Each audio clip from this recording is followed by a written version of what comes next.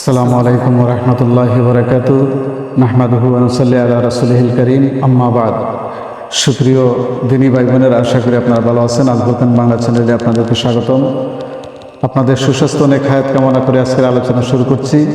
আজকে যে আলোচ্য বিষয় সেটি হলো জিলহজ মাসের প্রথম 10 দিনে কি আমল আছে, যে আমলগুলি করতে পারলে আমাদের বিগত এক বছরের আগামী এক বছরের গুনাহ আল্লাহ রাব্বুল আলামিন মাফ করবেন। রাসূল করিম সাল্লাল্লাহু আলাইহি ওয়াসাল্লাম জিলহজ মাসের প্রথম 10 দিন কি আমল করতেন। জিলহজ মাসের প্রথম 10 দিনের ব্যাপারে রাসূল করিম সাল্লাল্লাহু আলাইহি ওয়াসাল্লাম কি বলে গেছেন, কি আমল করতে হবে, এই বিষয়গুলি আমাদের জানা থাকা উচিত। এবং সেই অনুপাতে আমরা যদি আমলগুলি করতে পারি, ইনশাল্লাহ আমাদের অতীত জীবনের আগামী এক বছরে গুনাহ আল্লাহ পাক রব্বুল আলামিন মাফ করে দেবেন। তাহলে শুনুন রাসূল করিম সাল্লাল্লাহু আলাইহি ওয়াসাল্লাম কি বলছেন। তারগিব ও তারহিব হাদিসটি কিতাব, এই কিতাবের একটি হাদিসে উল্লেখ আছে, মা মিন আইয়ামিন আফদালু ইনদাল্লাহ ওয়ালাল আমালু ফিহিন্না আহাব্বু ইলাল্লাহ আযজা ওয়া জাল। রাসূল করিম সাল্লাল্লাহু আলাইহি ওয়াসাল্লাম বলেন যে বছরের যে কোনো দিনের চেয়ে জিলহজ মাসের প্রথম 10টি দিন আল্লাহর কাছে অত্যন্ত প্রিয়। ফাআকসিরু ফিহিন্না মিনাত তাহলিলি ওয়াত তাকবীরি ওয়াজ যিকরিল্লাহ, এই প্রথম 10 দিন তোমরা বেশি বেশি করে আল্লাহর তাহলিল মানে লা ইলাহা ইল্লাল্লাহর জিকির, তাকবীর, আল্লাহু আকবার, এই জিকির বেশি বেশি করে আল্লাহর জিকির করো, তাকবীর করো, লা ইলাহা ইল্লাল্লাহ পড়ো। ওয়া ইন্না সিয়ামা ইয়াউমিন, আর জিলহজের প্রথম 10 দিনের মধ্যে রোজা রাখা ইউদালু বিসিয়ামি সানাতিন। রাসূল করিম সাল্লাল্লাহু আলাইহি ওয়াসাল্লাম বলছেন যে জিলহজ মাসের 10 তারিখের মধ্যে যে রোজা রাখা হয়, একটি রোজা আপনার এক বছরের সমান। সুবহানাল্লাহ। ওয়াল আমালু ফিহিন্না ইউদাফু বিসাবিমিয়াতি যিফিন।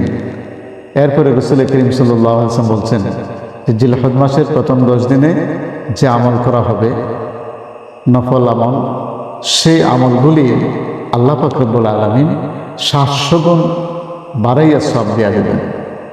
এর চেয়ে কি হতে পারে চিন্তা করে দেখুন।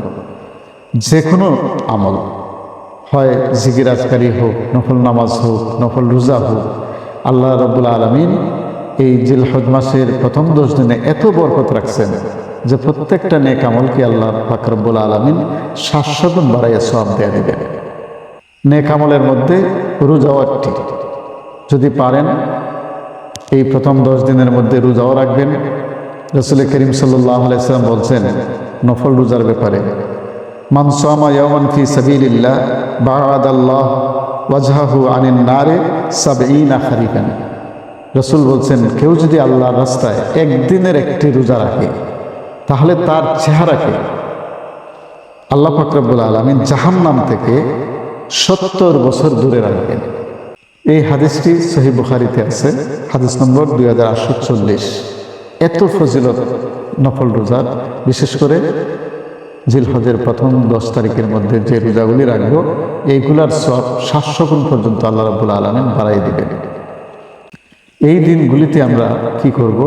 বেশি বেশি সুবহানাল্লাহ, আলহামদুলিল্লাহ, আল্লাহু আকবার, লা ইলাহা ইল্লাল্লাহু ওয়াহদাহু লা শারীকা লাহু লাহুল মুলকু ওয়া লাহুল হামদ ওয়া হুয়া আলা কুল্লি শাইইন কাদির, আস্তাগফিরুল্লাহ আস্তাগফিরুল্লাহ। এই জিকির, আজকার, তাকবীর বেশি বেশি পড়ব, ইনশাআল্লাহ আল্লাহ পাক রব্বুল আলামিন আমাদের জীবনের সমস্ত গুনাহ মাফ করে দেবেন। জিলহজ মাসের প্রথম 10 দিনের একটি দিন হলো 9 তারিখ, 9 জিলহজ, আরাফার দিন। এই আরাফার দিন সম্পর্কে নবীজি বলছেন কেউ যদি রোজা রাখে, আরাফার রোজা, তাহলে তার কি পরিমাণ সওয়াব হবে।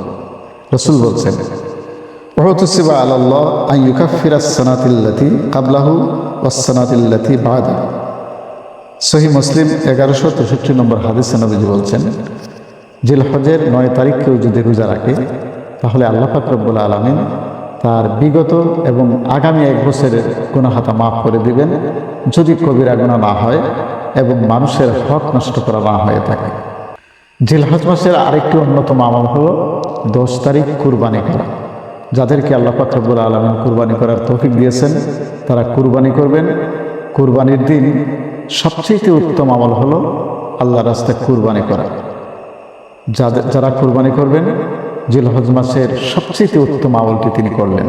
আল্লাহ পাক রব্বুল আলামিন জিলহজ মাসটাকে এই বছরের যে 4টি মাস আছে এর মধ্যে একটি সম্মানিত মাস হচ্ছে জিলহজ মাস, এবং এই মাসের প্রথম 10 দিন সবচেয়ে উত্তম আল্লাহর কাছে।